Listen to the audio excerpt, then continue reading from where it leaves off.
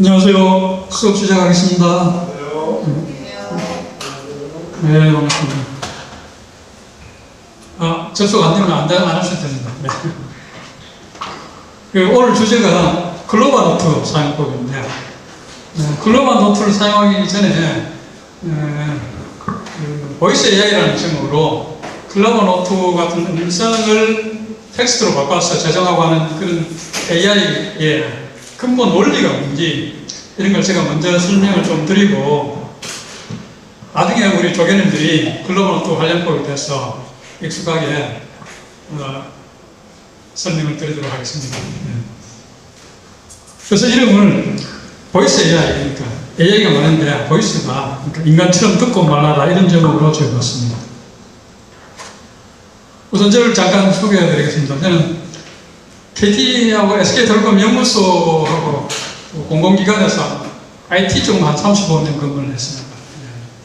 지금 퇴직한 상태고, 제가 이제 AI 쪽에 개발 내ring을 하고 있는데, 워낙 또 최근에 기술이 급속하게 바뀌다 보니까, 원래 또 AI 쪽에 석사를 새로 또 했어요. 이중학 공부를 해서. 그러니까 IT 쪽이 힘든 게 뭐냐면, 화학이나 물리는 안 바뀌잖아요. 화학 연체를 우리 선배님 있었는데, 일본 기계가 안 들어오면 20년, 30년 쓴대요. 근데 IT 쪽 컴퓨터가 3년만 되면 일시대로 바뀌고, 요즘 AI 쪽은 3개월 들어가다 요즘 날라리 바뀌는 거죠. 그래서 제가 끊임없이 공부를 해야 된다는 게, IT 쪽이 어떻게 보면 좀 그쪽에 몸을 담고 있는 사람은 불행하지만, 또 그런 만큼 또 다이나믹하고 다양한 기회가 있다 이런 측면에서 긍정적인 게 있는 것 같아요. 이제 1인 사업자를 창업해서 AI와 데이터 네트워크 쪽에 소프트웨어 개발, 교육 컨설팅 이런 걸 하고 있습니다. 대학에서 강사 노릇도 하고 중소벤처기업진흥공단에 이제 중소기업들 디지털 전환 컨설팅 하는 일도 좀 하고 있습니다. 사진이 좀 지금보다는 좀 덜 쌓은 것 같은데, 그러니까 3, 4년 전에 사진인데 지금 많이 늙었습니다. 60대가 지나니까 눈에 띄게 노화가 빨리 시작되는데, 저는 제 3차 승진이라고 생각해요. AI 인트로, AI 여러분들 많이 배우셨겠지만 개념 우선 좀 같이 공유해 보도록 하겠습니다. 그 응용 분야는 워낙 기술이 빠르니까 어떤 근본 원리를 알고 있으면 조금 더 적응하는데 쉬울 것 같아요. 그래서 이거 실태조사 좀 해보셨어요? 안 해보신 분 한번 들어가 보세요. 한 12문제 되는데 한 1분 정도 걸릴 겁니다. 그냥 생각나는 대로 꾹꾹 누르시면 됩니다.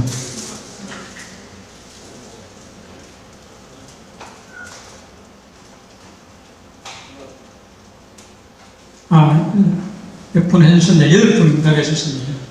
8분. 문제를 볼까요? 너무 쉬운 얘기인데, 일상생활이나 공부나 업무에서 디지털 기능이나 AI를 쓰고 있는지, 문서 작성, 파워포인트, 엑셀은 기본적으로 요즘 회사 생활하면 다 하실 것 같아요. 그래도 안 하시는 분들이 있더라고요. 세대차가 났어요. 제가 대학 졸업하고 회사 들어갔을 때 개인용 컴퓨터가 없었어요. 들어가면서 1, 2, 5개월 이제 확산되기 시작했는데, 우리 선배님들은 그런 문서를 작성하고 엑셀을 하고 이런 업무에 활용하는 걸 5년, 10년 선배님들이 굉장히 힘들어했어요. 결국은 적응 못하고 퇴직할 때까지 스트레스 받다가, 컴퓨터 때문에 스트레스 받다가 이렇게 퇴직하셨는데, 어떻게 보면 제가 한 30년 전에 지금이 AI를 쓰는 사람하고 안 쓰는 사람의 그 차이가 그런 다시 갭이 생기는 게 아니냐, 디지털 디바이드가 생기는 게 아니냐, 그런 생각이 듭니다. AI를 쓰면 훨씬 효율적으로 일을 빨리 할 수 있는데, 그거 못 써보니까 어렵게 되고, 파워포인트 만들어 와 했는데, AI를 쓰면 30페이지 1분 안에 만들 수 있는데, 과거에는 파워포인트로 PX를 30페이지 만들어 오라면, 위에 분들이, 최소한 일주일 한 달씩 여유를 줬잖아요. 지금은 그렇게 기다리지 못하는 거예요. 있어요. 그런 의미에서 이런 것들을 굉장히 중요하다. AI가 변화에 적응하는 게 중요하다 이렇게 보고 있습니다. 소프트웨어 코딩, 혹시 소프트웨어 코딩 하시는 분들은 좀 하겠습니다. 초등학생도 좀 하고 있습니다. 스크래치 엔트리 초등학생, 중학생들하고 뭐 파이썬, 자바 고등학생들부터 많이 하고 있습니다. 또 메타버스, 제페토, 로블록스 이런 메타버스도 많이 학생들 쓰고 있습니다. 우리들은 몰라요. 저도 IT 쪽에 하지만 이게 서울하면 못해. 그죠? 근데 얘네들이 하루에 수백만 명씩 접속을 하고, 로블록스 같은 전 세계 사이트는 뭐 수십억 명이 가입되어 있습니다. 그러니까 고등학생 이걸 배워서 여기서 한 달에 2천만 원 버는 애가 있어요. 그래서 우리는 모르는 세계가 있어요. 디지털 세계. 그래서 그 디지털 갭이, 그 AI 갭이 좀 커지고 있다는 것이죠. 그래서 여러분들 이런 수업을 택하신 게 굉장히 잘하시는 것 같아요. 그렇죠? 제가 아는 뭐 회사 같이 다니던 뭐 박사, 석사하는 사람도 스카이 나온 사람도 있는데 30년 전에 박사했는데 아무 소용이 없어. 몰라. AI 쪽에 얼마나 바뀌었는지 모르죠. 그죠? 그런 사람들. 요즘 챗GPT나 제미나 이런 건 많이 쓸 것 같아요. 그죠? LLM 많이 쓰죠. 글로벌 A.X 이것도 들어봤습니까? 앞에 거하고 차이가 뭐죠? 네. 이거는 글로벌 해외서고, 얘는 국내에서 쓰는 것들이에요. 네.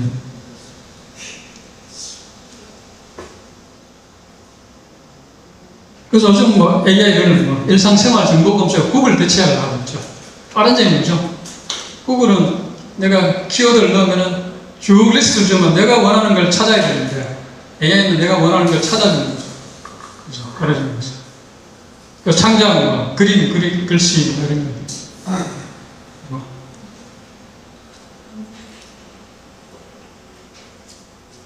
멀티미디어 생성에 많이 쓰고 있습니다.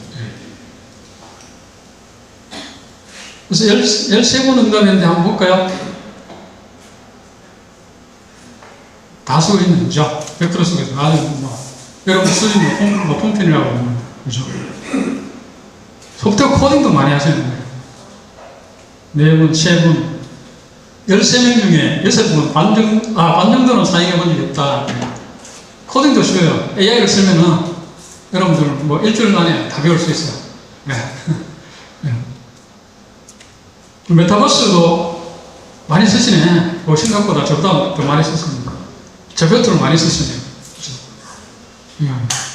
안 쓰시는 분도 좀 됩니다. 네? 다른 점도 썼다고 하셨어요. 일본인들이 많이 쓰고 한 요즘 나올 때부터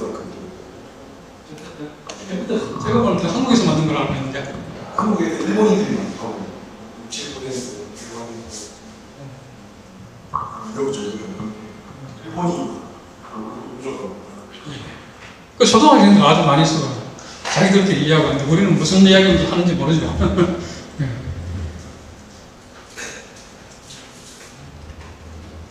LLM, AI 많이 쓰시네요. 거의 뭐 70%가 매일 사용하시는 거예요. 그래서 우리가 AI하고 어떻게 보면 공정공청의 시대가 AI 없이는 이제 살기 어렵다는 거죠. 여러분들 뭐 20, 30년 전에 우리 스마트폰 없이 살았잖아요. 그죠? 지금 스마트폰 없이 나갈 수 있습니까? 지갑 없이는 나갈 수 있어도 여기서 서울 갔을 때 스마트폰 없으면 어떡합니까? 그죠? 디지털 세상에 벌써 우리가 빠져 있다는 거죠.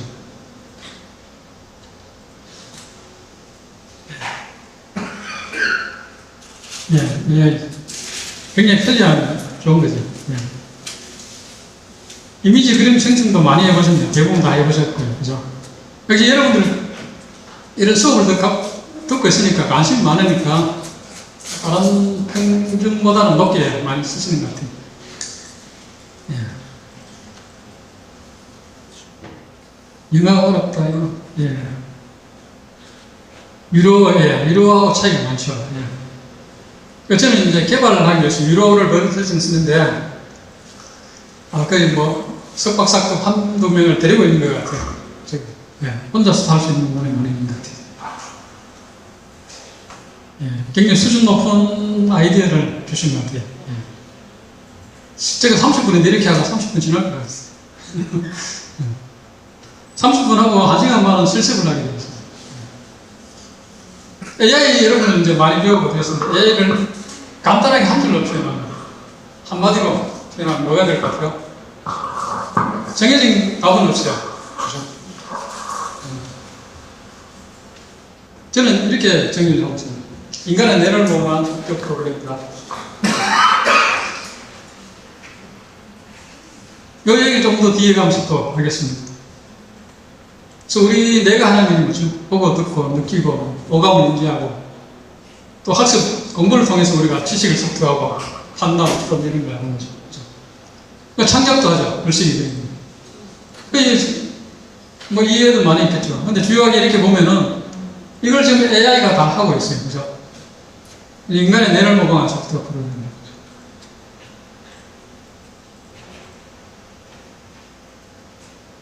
우리가 가장 단순하게 바보 같은 설문을 좀 와도 우리가 개와 고양이를 어떻게 구분하게 됐죠? 이게 보면 고양이인지 개인지 알려나요? 어떻게 알겠어요? 어떻게 알게 됐냐는 거죠. 네? 그렇죠. 네, 맞습니다. 네. 우리 태어나면서부터 부모들이 애들을 업고 다니면서 유모차에 두고 다니면서 이것저것 가르치는 거예요. 이건 무슨 뭐 꽃이야, 무슨 나무야, 그죠? 이게 다 학습인 거죠. 네. 그래서 안 가르치면 몰라요. 여러분들 다 알고 있는 것 같지만 이제 세상 많이 사셨으니까 다 알고 있는 것 같지만 뭐 산에 가면 이름 모를 야생화가 되죠. 그런 것들도 많아요. 그 야생화를 몇 번 사람들이 이건 무슨 꽃이라고 전문가가 이야기해주면 그 다음부터 그 패턴이 머리에 들어가서 학습이 되어서 다른 사람들 가르쳐 줄 수 있는 거죠. 그래서 인지를 하게 되는 거죠. 그래서 그 세상이 살면서 계속 공부를 하게 되는 것 같아요. 그죠? 그 윤곽 특징만 보고도 알 수 있어요. 우리가 개를 이 이미지를 보고 이 전체를 보고 해석하는 게 아니고 칼라를 보고 대충 윤곽만 그려도 개와 고양이인지 알 수 있어요. 그래서 나중에 이건 AI가 이런 형태로 학습을 하게 됩니다. 그 다음 우리가 오늘 이야기할 주로 주제가 될 말을 어떻게 배웠어요? 그리고 국어책을 보고 배운 게 아니죠. 근데 잘해요. 이 외우기가 어렵잖아. 그죠? 학교, 저도 뭐 수십 년간 영어 공부해도 잘 안 돼요. 그죠? 근데 그 내가 그 아날로그적인 형태를 갖고 있어. 우리가 영어 단어처럼 뭐 철자라서 그렇게 기억하는 게 아니고, 예를 들어 우리가 생각해 보시다. 어떤 노래를 배울 때 우리가 노래를 할 때 몇 번 들으면 학습이 돼요. 근데 우리 학교 다닐 때 국어 시간에 뭐 시를 외워라 숙제를 했는데 열심히 몇십 번 외워서 그 다음날 선생님들 검사 받고 한 달 지나면 다 잊어먹어요. 근데 노래를 배운 것은 10년, 20년, 30년 지나도 안 잊어먹어요. 근데 술 한잔 드시고 노래방 가면 더 잘 나와. 그죠? 그 왜 그럴까요? 그 패턴이 들어가 있는 거예요. 우리 설명을 못해요. 예를 들어, 요즘 뭐 가수, 우리가 조용필, 김승훈 가수 목소리 들으면 말하는데 그 목소리를 글로 적어라 하면 못 적어버려요. 그죠? 우리 뇌에 신비한 그런 패턴 인식을 하는 게 있는 거예요. 그죠? 우리가 설명 못하는 그런 것들이. 그죠? 그런데 우리가 예를 들어 내 뒤에서 아버지나 옆집 아저씨가 부르면 아버지가 부르는지 옆집 아저씨가 부르는지 우리가 뇌에서 구분을 하잖아요. 그죠? 그래서 그런 인지력, 아날로그적인 형태를 저장하고 있다는 거죠. 그래서 최근에 뭐 뉴스에 나왔는데 어린애들이 30대 젊은 부부들이 정신과나 이쪽에 심리 상담을 받아온대요. 우리 애가 말을 못한다. 4살인데 말을 못한다. 그럴 수밖에 없죠. 우리 때는 5형제, 6형제, 7형제였는데 지금 하나만 대화할 상대가 없어요. 게다가 스마트 태블릿 줘서 부모들이 뭐 일할 때 태블릿 주면 애들이 서너 시간 계속 그것만 보고 있어. 그렇죠? 그리고 또 코로나 때문에 어른들이 애들인데 말을 거는 걸 실례로 생각해요. 그래 애들이 말을 할 확률이 90% 떨어지니까 말을 못해. 우리가 외국어처럼 힘든 거하고 똑같은 거죠. 그렇죠? 그래서 학습이 그렇게 중요하다는 거죠. 어느 학습 기회가 부족했다는 거죠. 최근에 뭐 이런 걸 보완하기 위한 앱도 나온다고 하더라고요. 애들인데 말을 가르치는 앱, 뭐 이런 게 나온대요. 그렇죠? 그래서 이거는 이론적인 뭐 기계학습이 어떻게 하냐, 인간의 학습이 어떻게 하냐, 똑같은 거죠. 이런 것은 좀 아마 미리 배웠을 것 같은데, 뭐 지도학습, 비지도학습, 강화학습 이런 것들이 있어요. 지도학습 같은 예를 들어, 이건 사과야 라고 애들이 가르치듯이 AI들이 가르치면은, 그다음부터 사과라고 인지한다는 거죠. 비지도학습이에요. 근데 아무것도 몰라. 사과, 수박, 참외를 쫙 수백 개를 주고 AI도 골라라 했어요. 그 뭔지 몰라. 근데 AI가 다, 한 시간 뒤에 보면 다 골라놨어. 어떻게 골랐냐 하면은, 크기라든가 색깔이라든가 그런 것을 보고 유사한 것들을 분리하는 거예요. 그게 비주도학습이라고 해요. 비주도학습. 그 다음 강화학습이라는 게 있어요. 우리 내또 심장 강화학습이 있어요. 축구나 농구할 때 계속 슛을 하면 처음에 못하는데 점점 잘하게 되는 거죠. 스스로 조정하는 그런 능력이 있네요. 게임도 마찬가지예요. 게임하다 보면은 점점 잘하고. 또 그게 뭐 그런 놀이뿐만 아니고 사업도 마찬가지죠. 인생 살다 보면 처음엔 잘 못했는데 자꾸 하다 보면 잘하게 되는 거죠. 그 강화학습이라고 AI에도 이런 프로그램들이 들어가 있습니다. 예. 크게 보면 세 가지로 우리가 뇌에서 학습하는 겁니다. AI를 탄생을 어떻게 해서 이야기해 보십니다. AI가 최근에 핫한 기술이지만 사실은 이미 100년 전부터 개발이 되어 온 것이죠. 그렇죠? 앨런 튜링이라는 사람 아실 거예요. 그죠? 예. 1936년에 이 사람이 생각하는 기계를 개발을 시도했어요. 이 사람이 1950년에 제안한 튜링 테스트라는 게 있는 거죠. 그 밀폐된 방에 사람이 있고 컴퓨터가 있다. 그 당시에 컴퓨터가 없었죠. 기계, 개념적으로. 바깥에 사람이 판정관이 대화를 했는데 이게 사람인지 컴퓨터인지 헷갈린다. 그 당시에 컴퓨터란 말도 없었고 기계인지 헷갈린다. 그러면은 이 기계가 사람처럼 생각하는 지능이 있다. 이렇게 한다는 걸 벌써 1950년에 이론을 만들어냈어요. 얼마나 대단합니까? 그런데 이 사람이 50년 후에 이 기술이 만들어질 거다 예측을 했는데 못했어. 근데 최근에 챗 GPT에 보면 딱 그런 게 이 사람 이야기 들어봤죠. 내가 사람하고 대화하는 것 같아요. 그죠? 그래서 거의 60년, 70년 만에 이 사람 이론이 맞아떨어집니다. 그래서 이 사람을 인공지능의 창시자라고 합니다. 예. 노벨상처럼 그 IT 쪽에 앨런 튜링상이라는 이름으로 줘주죠. 시간이 많으면 이 사람 이야기하면 재밌는데, 동성애인이잖아요.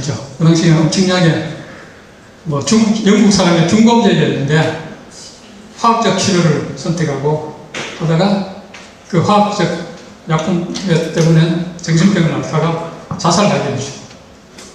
사과에 청산가리를 주입해서 병을 물고 자살했다는데, 그래서 루머인데 일설에는 애플의 로고가 사과를 한 입 베무는 이유가 스티브 잡스가 이 사람을 존경해서 그 로고를 선택했다, 이런 논리가 있습니다.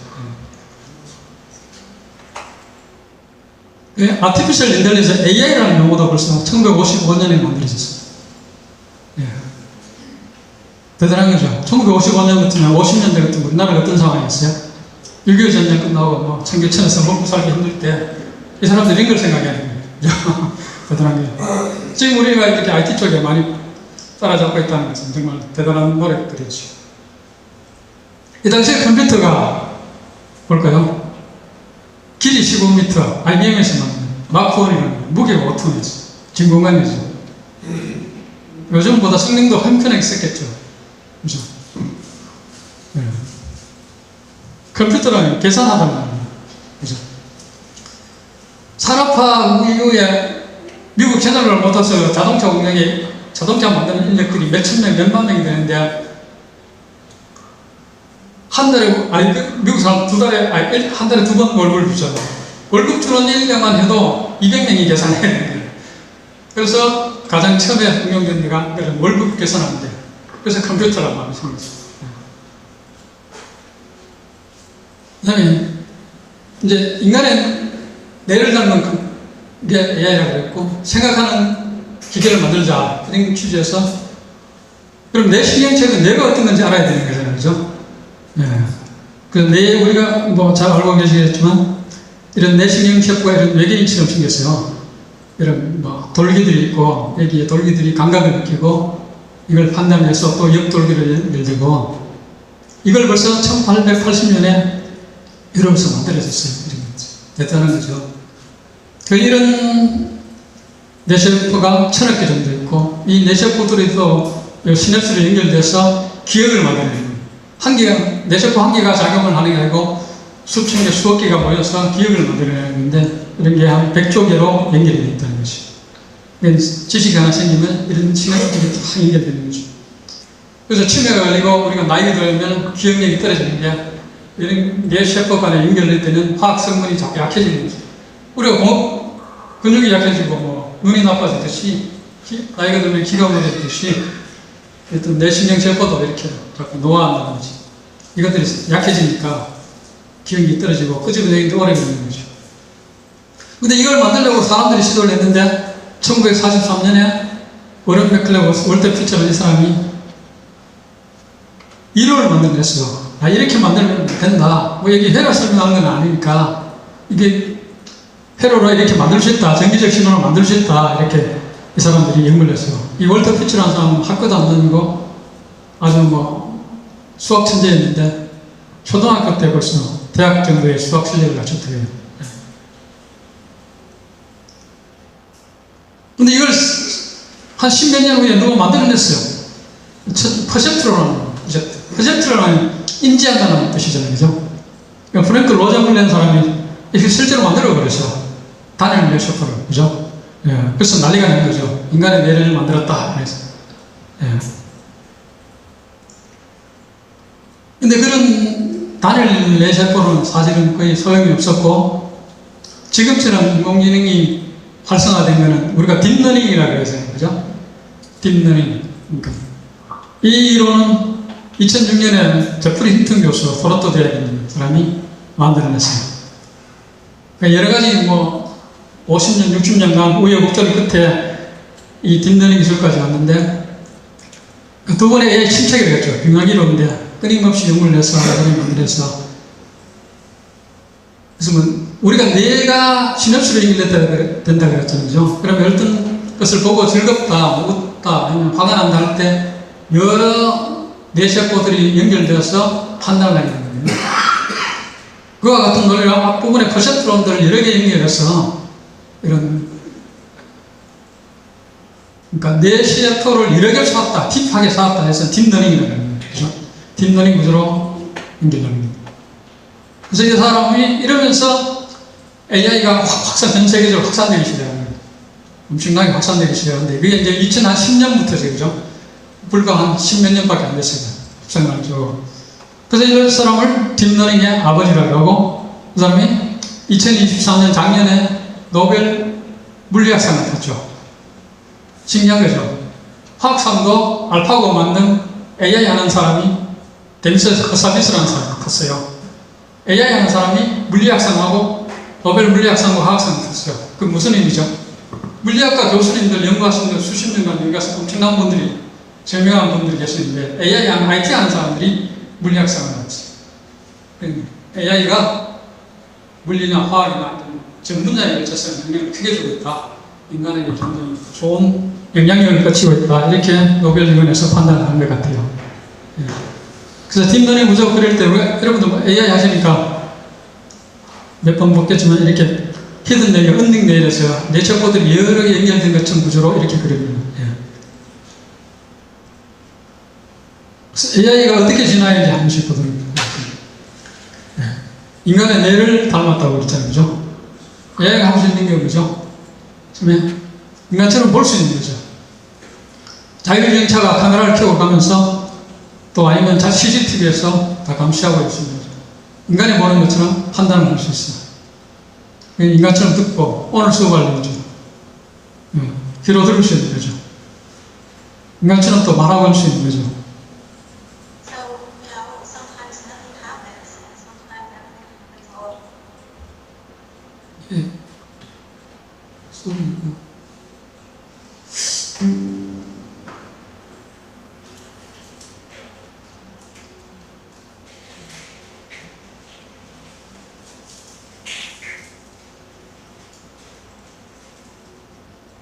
So, sometimes nothing happens, and sometimes everything happens all at once. So, sometimes nothing happens, and sometimes everything. 그럼 뭐 사람이 말하는지 AI가 말하는지 구분을 할 수 없는 거죠. 그죠? 또 인간처럼 청량할 수 있는 거죠. 을 수가 없는 거죠. 이 그림 뭐죠? 진주기거라는 종류. 그죠? 네덜란드. 얼굴이 아주 1800년대 그림인데 아주 현대적으로 생겼고 약간 동양적으로 생겼어요. 그래서 IT 하는 사람들이 많이 유명해요. 그래서 제가 이 그림을 넣고 한국의 소녀로 만들어줘 하니까 이렇게 만들어줬어요. 아주 예쁘게 만들어줬어요. 그죠? 그리고 진주기거를 하고 있고 모자도 비슷한데 한국인이죠. 옆에 사진은 뭐 잘생긴 한국의 20대 남자 얼굴 그려줘 이렇게 그려줬어요. 또 인간처럼 스스로 학습을 할 수 있는 거죠. 대표적인 AI 게임은 알파고죠. 이셔돌 구단 세계 1위였는데 5번에서 4번을 이긴 거죠. 이길 수밖에 없는 점이 강한 학습으로 그 수학적으로 푸는 게 아니에요. 수를 이어서 푸는 게 아니고 인간이 인터넷에서 우리 같은 바둑의 수를 수천만 걸 외우 다 학습하고 또 그걸로 보정하니까 슈퍼컴퓨터 2대를 연결해서 바둑을 풀게 하는 거예요. 그럼 무작위로 풀게 하는데 우리가 바둑을 풀 때는 30분에서 뭐 1시간 정도 걸리잖아요. 그렇죠? 슈퍼컴퓨터는 1초밖에 안 걸리는 거예요. 그러니까 몇 개월 안에 수억 번을 뜬 거예요. 그래서 인간이 도저히 이길 수가 없는 거죠. 그렇죠? 경우의 수에 확률적으로 다 해석을 하는 거죠. 이셔돌 구단이 5판 중에 한 판 이긴 것도 대단하다고 보는 거죠. 그래서 나중에 뭐 스타크래프트라 이쪽에도 발전하고 있죠. 그다음 날씨 예측, 뭐 질병 진단 이쪽에 예측 추론까지 하고 있습니다. 그래서 처음에 인식을 하는 기술에서 지금 창작, 뭐 예측 이런 쪽으로 발전되고 있다는 거죠. 예를 들어 뭐 이건 제가 한번 만들어 본 것입니다. 예전에 누가 주문해서 꿀벌 질병 진단. 최근에 꿀벌들이 많이 없어지고 있는데 꿀벌들이 질병이 한 4가지가 있대요. 바이러스만 걸린 질병, 뭐 진드기 물린 질병, 꿀벌 이런 것들인데 이 사진을 학습시키는 거예요. 그다음 말벌들도 나타날 수 있고 또 예약물이 나오면은 그 꿀벌들이 다 따라 나오니까 그 예약물 감지하는 이 학습을 시켜서 앞에다가 꿀벌통 앞에다 CCTV로 달고 사진을 뭐 주기적으로 올리면은 서버에서 인식을 할 수 있겠죠. 그죠? 그래서 스마트 꿀벌통 이렇게 만들어 그 프로그램 제가 만들어 봤습니다. 예. 또 베어링 제조 품질 검사 이거 제가 최근에 만들었는데 베어링 제조 공장이 이런 베어링을 한 30만 개 한 달에 생산하는데 사람들이 한 5명이 이걸 골라낸대요. 이렇게 블라인드 걸 보고 골라냈는데 그래서 AI로 할 수 있나 해서 이거 제가 만들어 버렸어요. 그래서 이 정상인 것과 블라인드 사진을 학습시키면 AI가 구분을 할 수 있게 되는 거죠. 객체 인식을 하는 거죠. 차량인지 사람인지 진화를 다 인식할 수 있게 됩니다. 또 이런 기술들이 굉장히 많이 나오고 있어요. 모션을 뭐 관절이죠. 관절의 문제를 설정하면 뭐 얼굴이나 옷 모양을 지정하면은 다 따라할 수 있는 거죠. 그래서 이런 것들로 최근에 뭐 유튜브 보면은 짧은 쇼츠에 많이 나오겠죠. 뭐 신기하게 뭐 사람들 관심을 끌기 위해서 많이 올리고 있어요. 예. 무인달 착륙성, 강화학습. 예를 들어 뭐 비탈이나 이렇게 떨어지는데 제가 한 20만 번 학습을 시켜보니까 정확한 핑지를 찾아서 착륙을 하다는 거죠. 그죠? 예. 이런 데 응용될 수 있는 거죠. 그래서 이것도 강화학습이죠. AI가 스스로 배운다는 거죠. 예. 편들러 오면 됐습니다. 예. 편들러 사람이 세우기도 힘든데 이걸 3시간 정도 학습시키면 스스로 세워야 돼요. 그죠? 이렇게 세우는 거예요. 이 한국기술교육대에서 있는데 이건 2단 진자를 세우는 거예요. 그죠? 사람 체험을 세우고 있어요. 이런 것도 가능하다는 거죠. 이거 어디서 했냐니까 쓸데없다. 근데 뭐 인공위성이나 이렇게 올릴 때 이렇게 쓸 수는 있겠죠. 그죠? 균형을 이루어서. 우리가 많이 쓰고 있는 지금, 그죠? 챗GPT 언어를 한번 생각해 볼까요? 챗이란 말은 이제 대화를 하는 거죠. 내추럴 랭귀지 프로세싱이라는 거죠. 자연어 처리. 예. 원래 컴퓨터하고 대화에서 뭐, 파이썬이나 OS 랭귀지를 했는데, 우리가 프랑스 사람 만나면 프랑스어를 쓰고, 미국 사람 만나면 영어를 쓰는데, 우리가 컴퓨터를 만나면 프로그래밍 랭귀지로 대화를 했어요. 근데 자연어 처리라는 게, 인간이 쓰는 언어로 컴퓨터를 핸들링 할 수 있는, 이게 오랜 수건이었어요. 이쪽 분야에 IT 하는 사람. 결국은 이제 AI가 되면서 해결이 된 거죠. 그죠? 인간과 대화하는 거고, 이거 지인을 형성해야 하는 거고, 방대한 양의 문서를 다 사전에 학습했다는 거죠. 프리트레이닝. 그죠? 인터넷에 있는 모든 기사, 블로그, 석박사 논문, 뭐 법률, 판례 이런 걸 다 학습하다니까 엄청나게 똑똑해진 거죠. 그죠? 트랜스포머라는 기술 이름이죠. 이 사람이 아시시 바스라는 28살인가 이 기술을 발명했어요. 구글 연구원인데, 예. 이름을 트랜스포머라 지었어요. 나중에 조금 더 이야기하겠습니다. 예. 그럼 AI가 다음은 어떻게 할 거냐? 그래서 다음에 가장 기대하는 게 뭐죠? 지금은 AI가 컴퓨터 안에서 도는데, 결국은 로봇과 합쳐짐으로써 일상생활에 들어갈 거다. 청소도 해주고, 뭐, 농작물도 수확해주고, 이렇게 할 거다. 그죠? 그래서 요즘은 이제 피지컬 AI라는 말을 많이 쓰고 있죠. 그죠? 네. 그래서 뭐, 바나나를 옮겨줘, 뭐, 글을 옮겨줘 하면, 이거 지금 계속 학습시키고 있죠. 이건 구글에서 만든 거예요. 또 테슬라의 뭐죠? 그렇게 생각해요. 테슬라 로봇, 휴머노이드 로봇도 있는 걸 하고 있죠. 그래서 AI가 로봇으로 들어가면서 일상생활에 들어가고.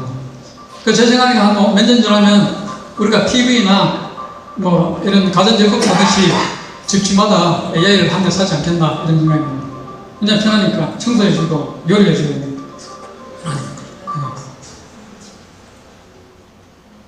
보이스 AI에 대해서 좀 알아보겠습니다. 좀 기술적인 이야기인데, 우리가 지금 말하는 거는 지금 4kHz, 4000kHz, 헤르츠라고 말하는 것이 알겠죠? 주파수, 떨리는 거. 그죠? 그래서 인간의 귀가 들을 수 있는 건 20kHz, 2만 헤르츠가 들을 수 있어요. 이게 가청 주파수 대기를 그러죠. 근데 개는 4만 헤르츠까지 들을 수 있고, 고양이는 6만까지 들을 수 있대요. 그러니까 바퀴는 20만까지 들을 수 있어요. 바퀴들이 이야기하는 우리가 모르는 거죠. 그죠?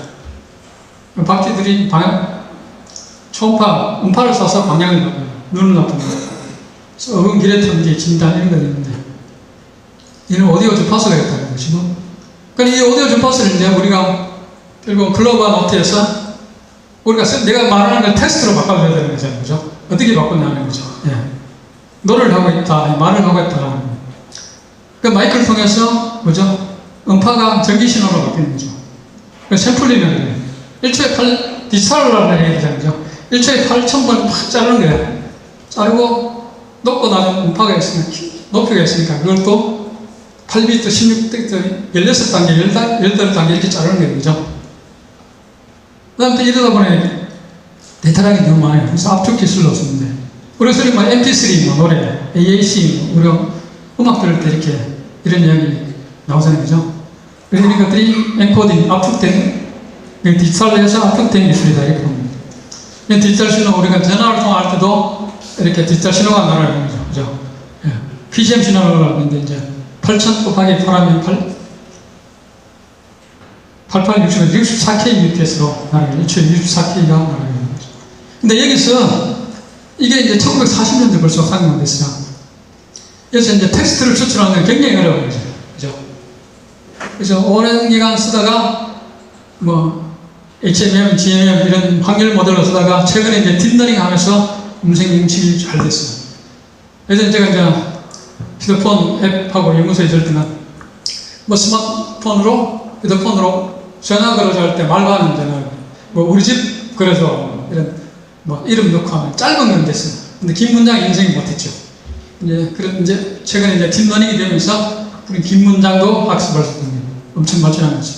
그 2010년대 와서 발전한 거죠. 거의 뭐 50년, 60년 만에 이렇게 단어 문장 의미 추출까지 될 수 있는 거죠. 감정까지도 추출하는 거죠. 그래서 음성을 텍스트로 바꾸는 게 스피치 투 텍스트, STT라고 하는 거예요. 그 다음에 또 텍스트를 또 스피치로 바꿔주는 거죠. 그죠? 모창하고 뭐 가수 이름 흉내내고 이런 거예요. 그건 TTS라고 해요. 텍스트 투 스피치. 한때 유행했던 인공지능 스피커 있죠. 뭐 SK텔레콤의 누구, 뭐 KT의 지인 이런 거. 글로벌 뭐 이렇게 해서 음성 인식하면 서비스를 연결해서 음성 출력해주는 게 유행했습니다. 이런 날 갑자기 싹 사라졌어요. 챗 GPT가 나오면서. 그죠? 예. 그 화자 인식이 글로벌 어떻게 보면 내가 말했는지 다른 사람이 말했는지 말한 사람을 구분하는 기술인 거예요. 이런 기술들도 우리가 예를 들어 뭐 기술적인 이야기는 예를 들어 조용필 목소리하고 뭐 이선희 목소리 다른 거잖아요. 그 피치다거나 어떤 음체계를 그걸 구분하면은 클러스팅을 하는 거죠. 분류를 하다 보면 비싼 것들이 이렇게 뭉쳐진다는 거죠. 그렇죠? 이제 덥시작하는 그러면 스피커 A, B, C 이렇게 말하는 사람들이 구분될 수 있다는 거죠. 어떤 말하는 사람의 특성들이 분류하게 되는 거죠. 이걸로 화자 인식까지 하게 돼요. 예. 이것이 아주 발달하게 되니까 전 국민을 다 목소리를 구분하게 되면 지문처럼 뭐 손가락 지문처럼 쓸 수 있는 거죠. 아이디로 쓸 수 있는 거죠. 그죠? 예. 아까 트랜스포머이즘인데 언어를 생성하는데 아까 기술은 이렇게 논문에 나오는 게 좀 뭐 이런 복잡한 기술인데 원래 구글에서 만들었어요. 근데 구글 연구원이 만드는 걸 오픈 AI가 갖고 와서 구글에서는 이 앞부분에 엔코더 부분을 적고 오픈 AI가 갖고 와서 GPT로 생성형 기능을 넣다 보니까 구글의 경쟁사가 되어버렸어요. 그래서 앞부분에 구글에서 처음에 이걸 버트라는 기술로 앞부분을 냈어요. 만들었는데 이때 기술은 뭐냐, 아버지가 어디에 가신다. 그럼 이 안에 뭐 가방에 아버지가 방에 들어가신다.